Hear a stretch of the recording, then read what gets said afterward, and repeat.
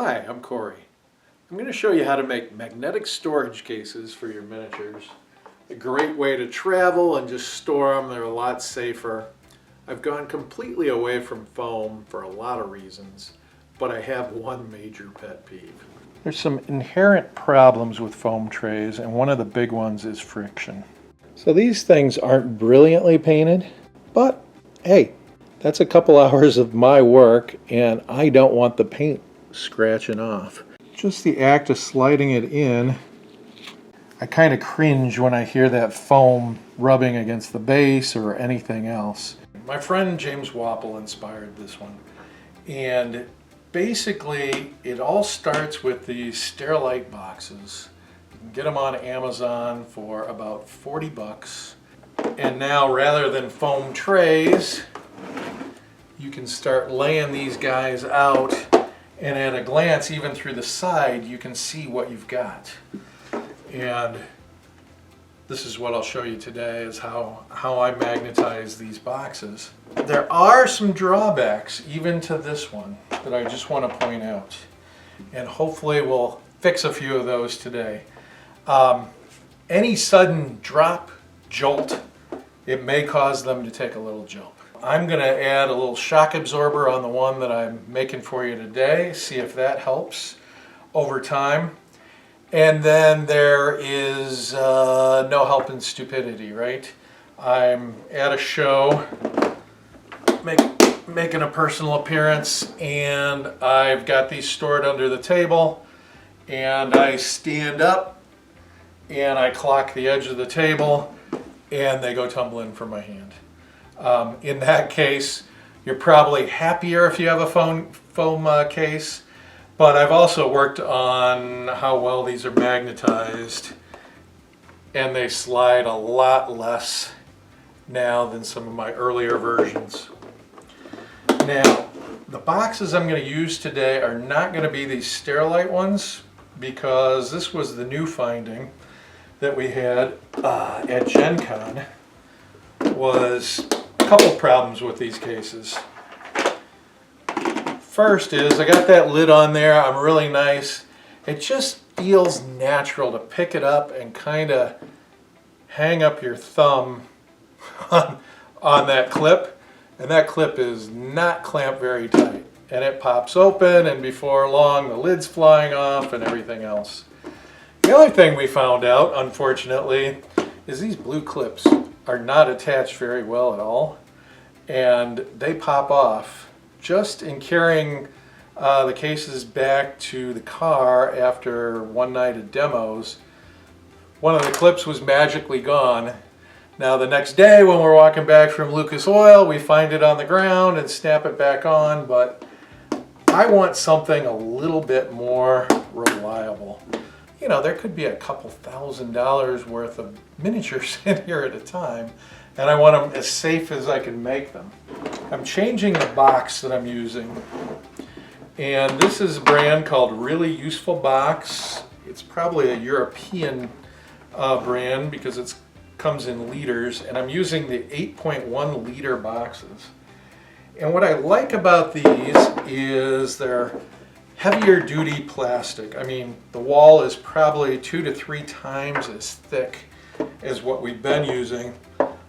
It's a little square, a little less rounded in the corners. That's going to help for cutting. And then each box has their own lid, and I think with this little raised edge down here, I can put in a little shock absorber that will help the little drops. But two things that are most important to me is these clips are snapped in. I mean, they are not coming out unless you want to force them out. They're bigger, so I like that for security, but what I like even more is these boxes have a lip on them. And I can take an inexpensive bungee cord, I think I got this at Walmart, and I can hook it under the edge. I can come up, hook it under the same edge. It's not under too much tension, but just enough tension. And now I can't open these latches either. So, giving me a lot more extra protection. So with no further ado, I think that we can start building some magnetic storage boxes. We're going to need some supplies. First up is this very useful box, and I'm going to do 6 of them, which will hold about 50 per box or about 300 miniatures. We're also going to need galvanized sheet metal. I got these at the hardware store in a 2x3 sheet. You're going to need some extremely strong adhesive tape. I'm going to have an old tape measure, black Sharpie, some tin snips, steel or aluminum rule. You're going to need some work gloves. And most important, get yourself some safety goggles. You don't want a flake of metal in your eye. My uncle was an ophthalmologist, and he used to take care of construction injuries, and he told me about a guy who got a hot flake of metal in his eye, and I said, how much does it cost how much do you charge to take one of those out? And he said, as much as I want. What I like about these square corners is I don't have to do rounded corners like I did for the Sterilite. So that's almost a foot there. And width-wise, we're about 9.5. So I know if I go 1 foot, 1 foot, I can get almost 8 panels out of here. I'm not gonna waste anything. I've also got these drawers that I store miniatures in at home, and I line the bottoms with extra metal. First, I'm going to mark off my sheet of metal here, and I've used the cardboard to protect my table surface. And a fine point Sharpie works great on this.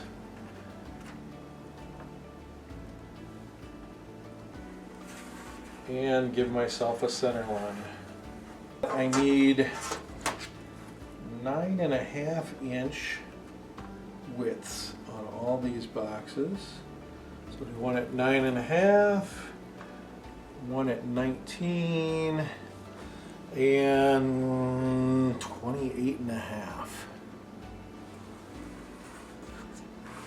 And we'll go ahead and we'll just connect the dots.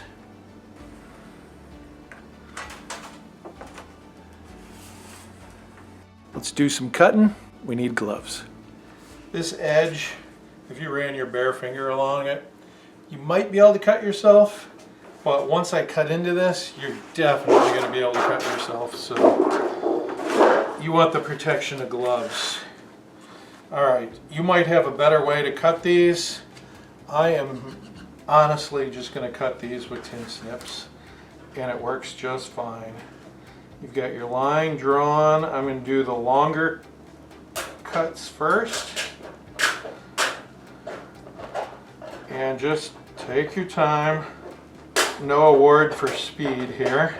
We're not going to worry about these little crimps and burrs and stuff. Reason being is we're going to turn the bent edge down in the box, and it's going to be right up against an edge, so you're going to have to be trying to cut yourself. Alright, I'm a little bit off here, but you get the idea. I got a little bow in there. The anal side of me is not going to like that. And then I'm going to do the easier cut. Alright, got my first 2 pieces.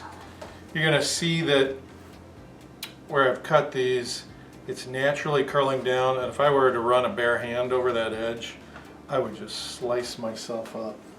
So let's see how close or how far we are from making this thing fit. Fits like a glove. Alright. That's beautiful. Need to attach this to the bottom of the box. I use this heavy duty Scotch double-sided tape. I can just take a strip, put that on there, and one last strip. Alright, got the adhesive off of one,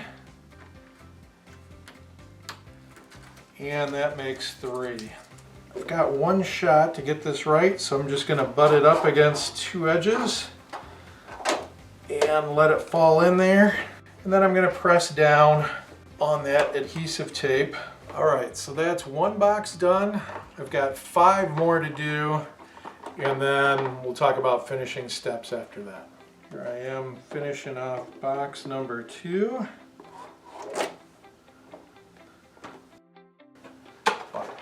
Not going anywhere. Okay, I'm gonna fix a mistake here. I cut a little too wide on one, and I got this weird tail. I was able to trim it back in and make the box look just fine. But I'm gonna erase this last line here, and I'm gonna remeasure 9.5 inches from the clean edge. 9.5. 9.5. And again, I'm not going to waste even this scrap. I'm going to cut them to widths to fit my little apothecary drawers here. So narrower cuts are always easier, or shorter cuts. I'm going to cut the width before the length this time first. Alright, that's much better. I'm going to try and get my last 2 pieces out. Alright, that one's done. Just one more to go. Alright, so my bins are ready to go. They got their metal sheets in there. Loving it. They're really sturdy.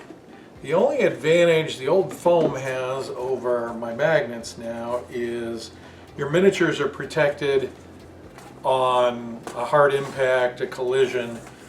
They're still going to be rubbing against the foam, but soft metal swords are not going to be smashing into each other. Branches and limbs are not going to be breaking off dryads and that sort of stuff. So I'm going to experiment with something here. I haven't tried it yet, but I bought some adhesive back rubber on Amazon. Got a bag for about 10 bucks, and they're 6x6 squares, and I am literally just going to cut them into quarters and make feet. And all I can do is report back and tell you how they go, how they work for me. So, I'm going to take first box. You can see stripes of my adhesive tape. I didn't mention that. The Scotch tape that I was using is rated to hold up to 30 pounds on the wall. So it's easily going to handle my miniatures. Again, this may be overkill. It may not do it. And I've got plenty if the adhesive turns out not to be great. Let's drop a regular box. That could be disaster. Let's drop this box. Oh, that's much better. That's much better. What I will say positive for these boxes is I've flown internationally with the less heavy duty ones, and it freaks out the customs agents, but what the heck do you have in there? It freaks out the customs agents, but the miniatures travel great. So when you get into long conversations about gaming, the main thing I want to make sure is I don't interfere with the stack. Oh, that's perfect. Still locked in there, less prone to slip. I think I'm going to like that. All right, I'm going to finish these up, and then we'll go on to talking about magnets. Got a selection of earth magnets and refrigerator magnets. The only thing I can tell you for sure about refrigerator magnets is don't use them. They do not work, and I'll show you why. The problem with refrigerator magnets is if you're using any kind of slotted base, there's just not enough contact points to hold that magnet on securely. The experts are telling you to use the refrigerator magnets. They're worried about when you go to pick up the fragile figures, you don't want to rip their legs off. Well, it's just a matter of teaching yourself and or your friends to pick things up by the base. If you grab it securely and pick it up. I'd rather have the non-slide property. So I've kind of settled in on 3 sizes. The smallest size may be a hair too small. I've got them at looks like 2 by 5 millimeters. I think that's a hair too small, but that's going to give you the least resistance. Here's a figure that has the smallest size magnet, and it's very light. That's going to be the easiest release. When you get into larger plastic figures and you get into metal figures, I go the next size up. This one looks like it's about 7 millimeters by about 3. That seems to be the workhorse magnet. That will hold just about anything. And then you're going to get into some of these bad boys like the big old cave bear. And for the cave bear, I go up a step. All right, that's a really large magnet. That is, like in my ruler too, 8 or a 9 by good solid 4 thick. I'll attach the magnet with just a little drop of the most inexpensive super glue that you can find. There's no reason to spend a lot of money on super glue. I put a drop in there. I prefer the gel for this because I don't want a sloppy mess. I'm just going to drop that in there, tamp it into place, and I'm just set them off to the side to dry. Don't put them on top of your sheet metal or anywhere near it because it will just pull apart. The last little trick I wanted to show you was I've got these little dots, and that's so I can remember that dwarf number 2 goes in dwarf number 2 slot. All I did was go to the local office store here, and I got some dots. I write a little abbreviation like DW2, and then I know it's dwarf number 2, and I can use those under all my figures to always find where they go. This really helps me when I'm at a show and I've got a million people trying to help me clean up at the end of a demo, and we've got millions of minis everywhere. You can do a little neater job than I did on that one. I'm gonna get a little more particular since I went to the effort to make these beautiful new boxes. And you can just put a straight edge in there. You could even make markings and give yourself a straight line to align these dots. In regular size figures, you should be able to get at least 6 rows across without packing the minis too tight. I've added all those miniatures to the new bin. I've still got the orange labels underneath, you can see, and you can see that these guys are, you know, in there really good. Even a jarring little fall with our shock absorbers. They're not really bouncing around, slamming into each other, so we really appreciate that.